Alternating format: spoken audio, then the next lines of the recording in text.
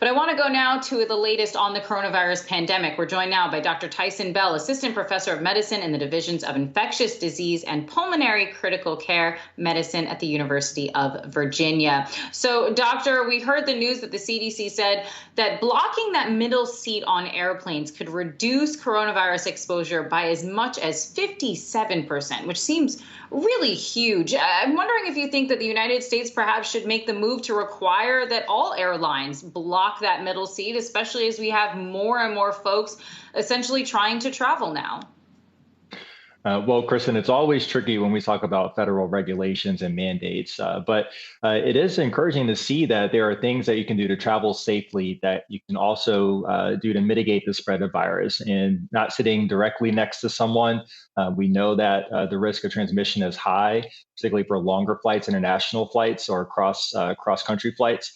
It's a good idea to try to do what you can to mitigate the spread, especially as people are going to be traveling more with vaccine recommendations out from the CDC saying that it's okay to travel more. We're going to see more of this. And so it's something to consider.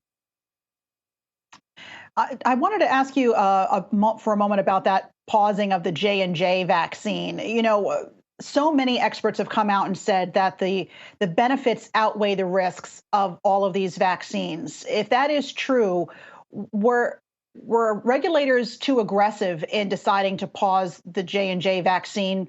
Is it going to do more harm than good? Because now people may be fearful of not just getting the J&J vaccine, but getting any vaccine at all. Well, I do think this is one instance where there are people on both sides of the aisle as to whether this was a good decision or not, but everyone has elements of truth to what they're saying. This is a very low risk complication. It's a serious complication on the order of about 1 in a million, 6 cases reported among almost 7 million vaccinated. One person unfortunately died. But we do have to make sure that vaccines are safe. So I think the best course of action is to be open and transparent. And I think for 3 main reasons, it was a good decision. So first, these particular blood clots are treated differently than the usual blood clots. Physicians see blood clots commonly all the time, and we usually use blood thinners called heparin products to treat them. But in this instance, these specific cerebral venous sinus thrombosis blood clots are treated differently.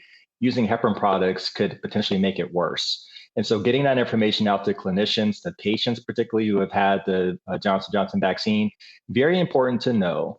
The second reason is it is hard to pick up rare cases. And so doing a pause allows for us to learn more about the cases. There may be some more, hopefully not many more.